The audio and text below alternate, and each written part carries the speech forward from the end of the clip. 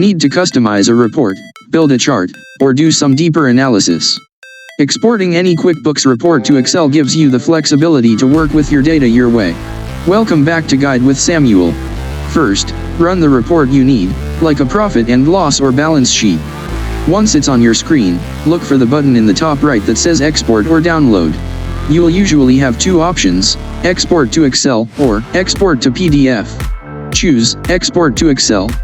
The file will download, preserving the rows, columns, and numbers. You can then sort, filter, create pivot tables, or build custom graphs. My crucial pro tip: use the Export to Spreadsheet for lists. For list-based data, like your chart of accounts or item list, don't run a report. Instead, go to the list itself and look for the export icon.